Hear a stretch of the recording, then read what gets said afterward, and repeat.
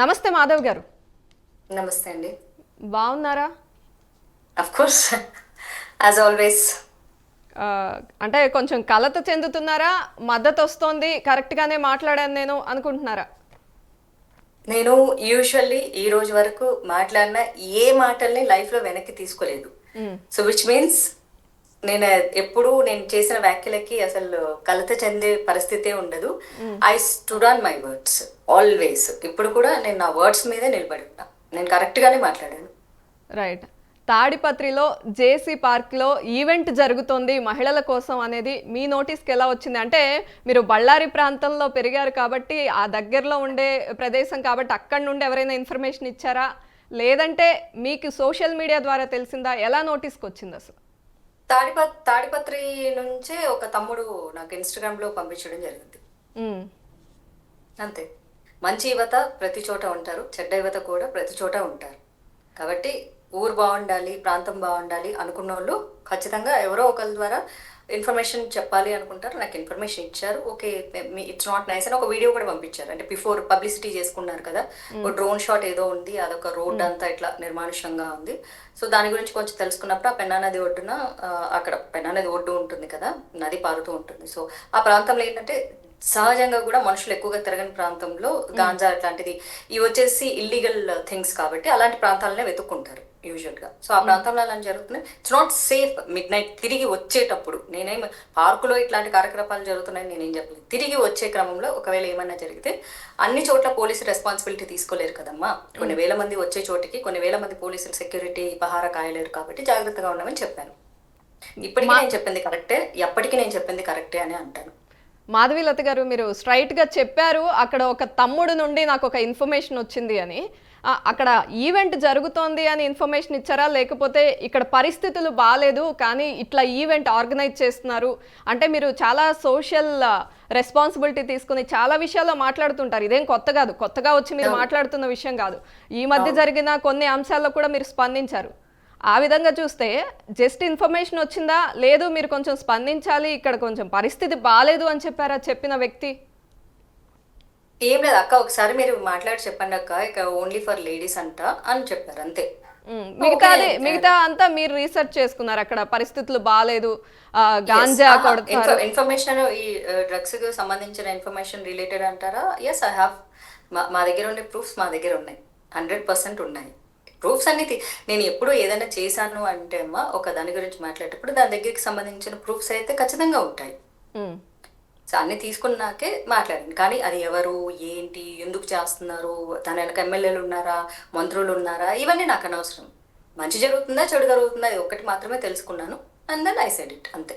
Right. అంటే మీరు మహిళల సెక్యూరిటీని ఉద్దేశించి వాళ్ళని జాగ్రత్తగా ఉండమని చెప్పారు. కానీ అక్కడ ఆశ్చర్యం ఏంటంటే అక్కడున్న తాడిపత్రిలో ఉన్న మహిళలు మీ మీద కంప్లైంట్ ఇవ్వడం జరిగింది, అభ్యంతరకరంగా ఉన్నాయి, ఇట్లా చెప్పడం కరెక్ట్ కాదు అని. అంటే రెండిటికి ఎక్కడ మ్యాచ్ అవ్వట్లేదు.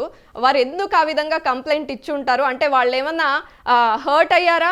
మాకు తెలీదా, మేము తాడిపత్రిలో ఉండేవాళ్ళం, మాకు మా సెక్యూరిటీ గురించి తెలీదా, ఎందుకు అంత అవగాహన లేకుండా మేము వెళ్తామా అని అనుకున్నారా? మీకేమనిపిస్తుంది ఇవన్నీ చూస్తుంటే? అంటే రోజు రోజుకి చదువు, జ్ఞానం, టెక్నాలజీ పెరిగిపోతున్న రోజుల్లో ఇప్పుడు ఒక ఒక జీవి ఉంది, దాన్ని గొల్లభామ అంటారు. ఆ గొల్లభామ అన్నదాన్ని మా ఊర్లో కూడా దాని గొల్లభామ అంటారు. గ్రీన్ కలర్ లో ఉంటుంది, ఇట్లా బాగుంటుంది, అందంగా మన చేతి మీద కూడా ఆడించుకోవచ్చు. దానికి ఒక కాస్ట్ వాళ్ళే హర్ట్ అయిపోయేసేసి ఇష్యూ చేశారు. మరి దాన్ని ఇంకేమని పిలవాలో వేరే పేరు తెలుగులో ఏమీ లేదు. సో ఒక సాంగ్ రైటర్ మీద దానికి పెద్ద ఇష్యూ చేయడం జరిగింది. ఇప్పుడు ఎలా అంటే చిలక అన్నారు అనుకో, మేము చిలక వంశస్థులో మమ్మల్ని చిలక అని పిలుస్తాం అని చెప్పేసి గొడవకు దిగుతారు చూడండి. యాజ్ ఇట్ ఈజ్ అలానే ఉంది ఇది కూడా. కానీ అందుకే చెప్తున్నాను కదా, ఇప్పుడు వెళ్ళిన వాళ్ళకి జ్ఞానం లేదు, వాళ్ళు మహిళలే అయిండొచ్చు. ఇప్పుడు మూకదంపుడు ధోరణి ఎక్కడైనా ఉంటుంది. ఇప్పుడు కౌరవులు కూడా చాలా మంది. అంటే కాదు మాధవీలత గారు, మళ్ళీ ఇక్కడ ఇంకొక అభ్యంతరం వస్తుంది. ఎందుకంటే వెళ్ళిన వాళ్ళకి బుద్ధి లేదు అంటే మళ్ళీ అభ్యంతరాలు బయటకు వస్తాయి. న్యూ ఇయర్ పార్టీ ఆడవాళ్ళు సెలబ్రేట్ చేసుకోకూడదా అనే మాటలు వస్తాయి. ఎందుకో చెప్తాను ఎందుకు బుద్ధి లేదు అంటే, నా మీద నాన్ బెయిలబుల్ కేసు పెట్టమన్నారు. వీళ్ళకి బుద్ధి లేదు, పోలీసులకి చట్టం తెలుసు కదా, అందుకే కేసు తీసుకోలేదు. బుద్ధి లేని వ్యవహారం చేస్తే ఇప్పుడు పోలీసులు కేసు తీసుకోలేదంటే అది బుద్ధి తక్కువ పనా, బుద్ధి ఉన్న పనా మీరే చెప్పాలి. ఇప్పుడు మీరే నిర్ణయించాలి. పోలీసులు కేసు ఎందుకు తీసుకోలేదు నా మీద? మరి కేసు ఫైల్ అయింది, అరెస్ట్ కాబోతున్న మాధవీలత అన్ని చేశారు, అసలు కేసే ఫైల్ చేసుకోలేదు. పోలీసు వీడియో చూసి ఉంటారు, ఆ పోలీస్కే అనిపిస్తుంది అయ్యో ఏం చెప్పింది ఈ అమ్మాయి, రక్షణ గురించే కదా మాట్లాడింది, ఏ చట్టం ఏ యాక్ట్ కింద నా మీద కేసు పెడతారు పోలీసులు చెప్పండి.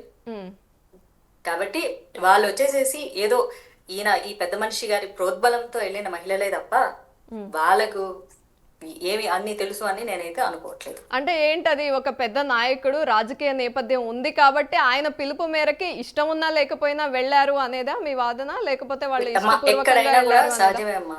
కొన్ని చోట గొర్రెతాటు మందలు లేకపోతే గొర్రెలాంటి మనుషులు ఉండడం అనేది చాలా సహజం. ఆడవాళ్ళల్లో ఉంటారు, మగవాళ్ళల్లో ఉంటారు. ఏమి చేయలేని పరిస్థితి, అధికారంకి లొంగుతారు, లేకపోతే భయానికి లొంగుతారు, దేనికైనా లొంగుతారు.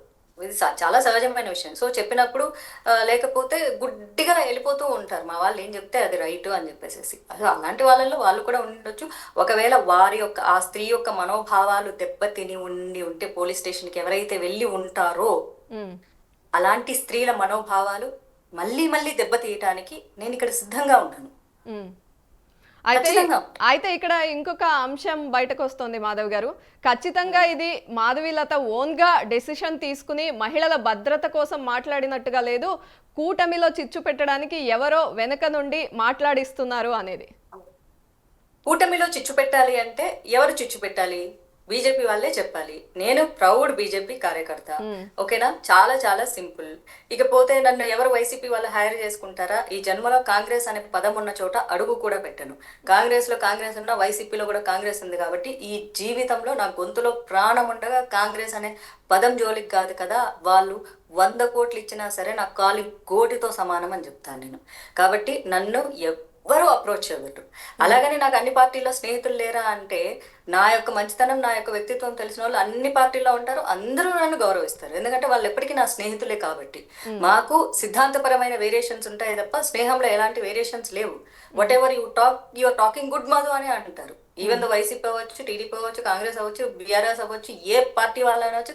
ఆఖరికి బహుజన సమాజ్వాదీ పార్టీ నుంచి నేను ఒక ఆయన కాల్ చేశారు, మీకు ఏ సపోర్ట్ కావాలన్నా మేము చేస్తామమ్మా అని చెప్పేసి ఆయన ఆంధ్ర నుంచి కాల్ చేయడం జరిగింది.